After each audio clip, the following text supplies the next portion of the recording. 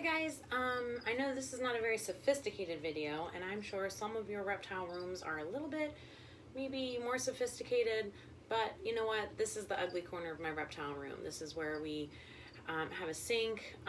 Now this area is for the bearded dragons. We have other reptiles, has another area of the room for all this stuff, but this is the bearded dragon, I don't know, cleaning some of our feeders, and I wanted to show you how we keep some of our feeders and which feeders we have. So of course when we first started years ago, it didn't look like this.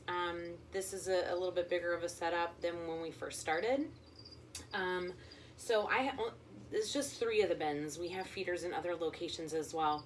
Smaller bins, some large bins as well, but they're all kind of different stages or for different things. So we have anything from adults to babies. So you feed them feeders, and by feeders I mean different types of insects, the gross stuff that usually, you know, I had a issue with at first. It was disgusting. I didn't want to touch them at all. I totally have gotten over it.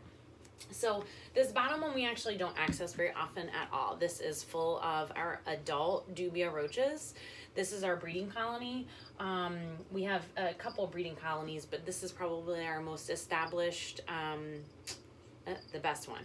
It breeds quite a bit of Dubia Roaches. So this middle one here is our larger Dubia Roaches, although they do continue to breed in here, so we do have lots of babies in there as well. We actually feed from this one. So we really don't ever touch that bottom one unless we're getting out babies or medium-sized ones, and then we sort them. I do have a little video on Instagram of what a bin of multi-size and how we sort them. Not a lot of detail, but at least it's a little snippet of what it looks like. And that's on our Instagram. Maybe make a video of it one day. But this was just freshly sorted. So down here is pretty much just all huge adult Dubia Roaches. This is like medium size, a few adults, and there's babies in here as well. And we feed directly from this bin. And then the top bin here is crickets. I hate crickets. It is my most hated feeder of all of them. They jump, they get out.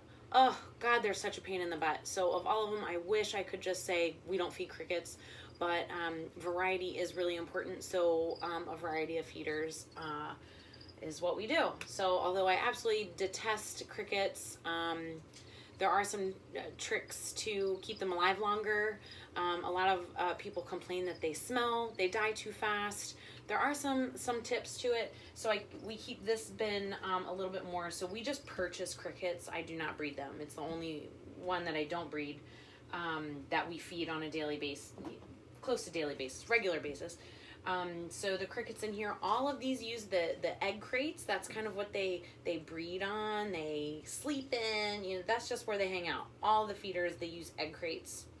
I have a whole stack of clean ones to kind of replace as these get dirty. But as you can see, there is a mesh over top of here, and I use it with a bungee cord. I have tried before using lids on these bins for crickets. The issue is that even if you put 1,000 holes in the top of it, it's still not, it just wasn't enough ventilation for them, and they died very quickly, and they smelled really bad. And once you get a few that die, even more die. When those die, you get even more die. It's exponential. So your crickets will die very quickly. I've had about 5,000 crickets die in under 3 days because the dead ones were in there. There wasn't enough ventilation, and 3 days later I had 5,000 dead crickets. You do not want to smell what 5,000 dead crickets smells like. I can't even describe it. There was definitely gagging involved, that's for sure. After lots of research and trials and errors, I realized that the best way to keep crickets is actually the most ventilation possible, and I do keep it dark. Sorry about that interruption on my phone, but I keep it dark as best I can because they do like dark. As soon as you put lights on or jiggle it a little bit, you know, whatever. But we get baby crickets, and we are able to keep crickets from very tiny pinhead crickets all the way through their adult cycle. Beware, you take really good care of your crickets. They all become adults, and they chirp really loud, and that's annoying. So, but I know a lot of people complain about crickets dying and them smelling, there are some tips and tricks. I gave you a few just now. Ventilation is super key, super key. Make sure that when you have a lot in there, the humidity rises, you get condensation, it just kills them faster, and it smells really bad. So keeping it dry, dark, and very well ventilated are the keys to keeping your crickets alive. Now, all of our feeders, Dubia roaches, superworms, crickets, hornworms, when we do have them, I don't have any right now, they are all gut loaded with basically the same stuff that our bearded dragons are fed. So I use the stems from the greens that I feed them, and that's what I feed the roaches and the crickets. That is just a snippet of one stack of one of our feeders. This is quite a bit, you know.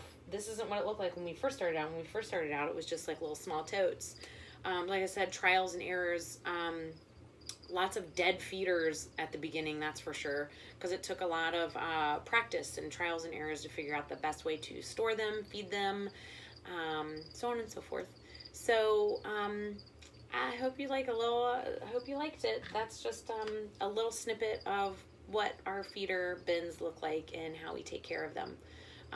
Probably more videos to come with a little bit more detail, but that's really just the basics. Thanks for watching. Bye.